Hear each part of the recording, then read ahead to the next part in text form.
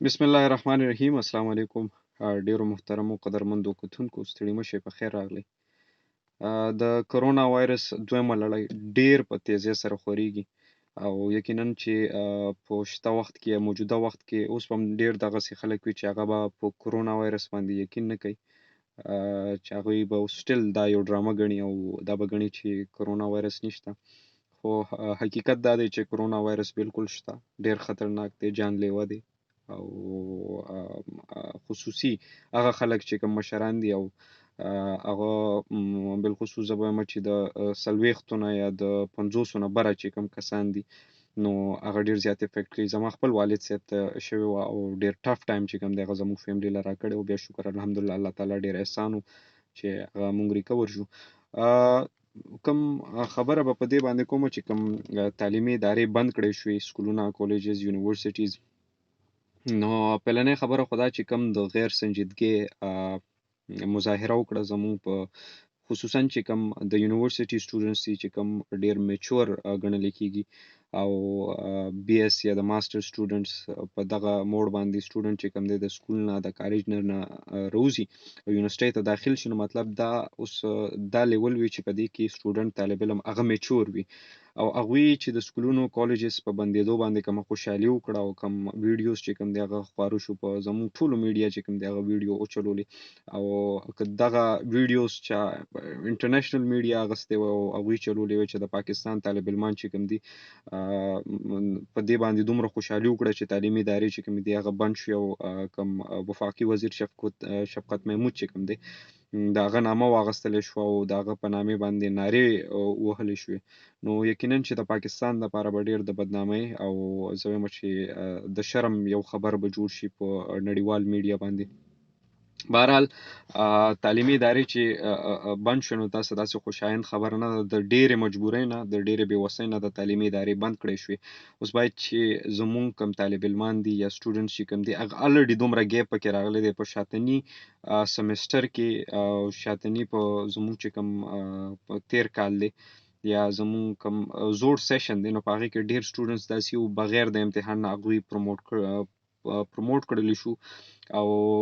ډیر سبق د هغوی میس شوی دی چې چا آنلاین کلاسز اغوستي دي چا نه دي اغوستي، ولې آنلاین کلچر چې کوم دی نه د دومره عام نه دی. اوس هم سټوډنټ چې کوم دی آنلاین کلاسز باندې مختلف مظاهرې کوي، وایي چې آنلاین کلاسز دې ونه شي، باید چې ځکه چې چېرته د انټرنیټ سهولت نشته. څه خبرې د هغوی ټیک هم دي خو حکومت چونکې مجبوره دی په دې باندې چې هغه د کوم سټوډنټس مطالبات دي نو هغه نشي منلی ټولې. بهرحال چې کوم ځای کې ممکنه وي نو د انټرنیټ سهولت دې ورکړی شي هغه علاقو ته. خو بالخصوص زه به طالب علمانو ته په دغه باندې خبره کوم چې کوم هغه سټوډنټ چې کوم دي هغه د یونیورسيټي کوم سټوډنټس دي نو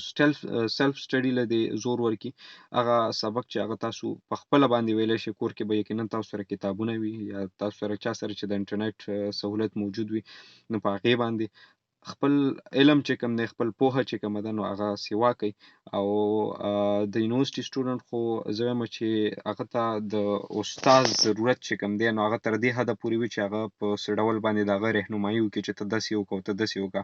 نور خو هغه ته د چا د ښودنې ضرورت نه وي. زه وایم چې هغه په دې لیول باندې د دې قابل وي چې هغه په خپله باندې زده کړې وکړي، هغه په خپله باندې چې کوم دی ریسرچ وکړي، هغه خپل باندې کتابونه ولوستي نو په خپله سټډي وکړئ، خپل ځان چې کوم دی هغه سبق سره فیملیر کړئ، سټډي عادت ځان کې واچوئ، کتابونه ریډ کړئ، وخت چې کوم دی هغه قیمتي کړئ. ګنې الله مکه چې داسې وخت به راشي چې بیا به موږ به بیا نه پوهېږو، په موږ باندې به داسې وخت راشي چې پریکټیکل وخت وي، موږ ته به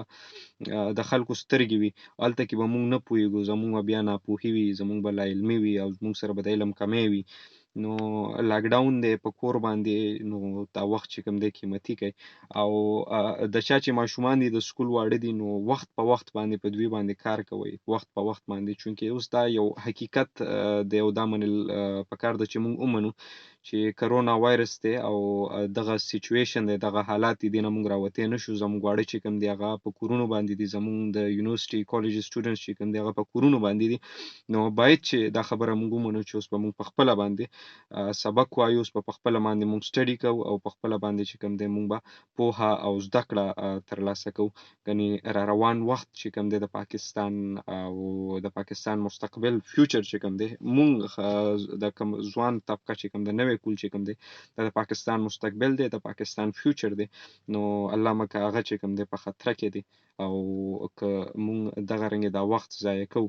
نو د پاکستان خو 50% نه زیات سواد چې کوم دی هغه آبادي په ځوان نوي کول باندې مشتمل ده. نو چې هغه دغه رنګې بیکاره شي یا هغه دغه رنګې د سبق نه لرې شي، د سټډي نه لرې شي او هغه څه زده نه کړي، نو تاسو سوچ کوئ چې د پاکستان روان وخت به څنګه وي. نو باید چې د خپل وطن دپاره، د خپل ځان دپاره، د خپلې فیملي دپاره موږ چې کوم د زده کړه وکړو، کتابونه ولولو او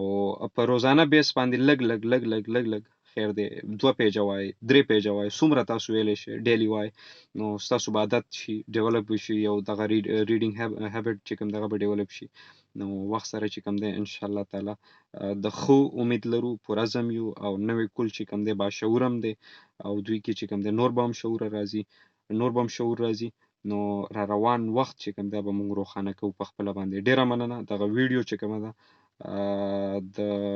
خیر دپاره او د ښه پاکستان دپاره، زموږ د ښه مستقبل دپاره دا در سره شریکه کړئ او زموږ چې څومره نوي کول دی، ځوانان دي او پیغلې دي، هغوی سره دغه ویډیو تاسو شریکه کړئ. ډیره مننه.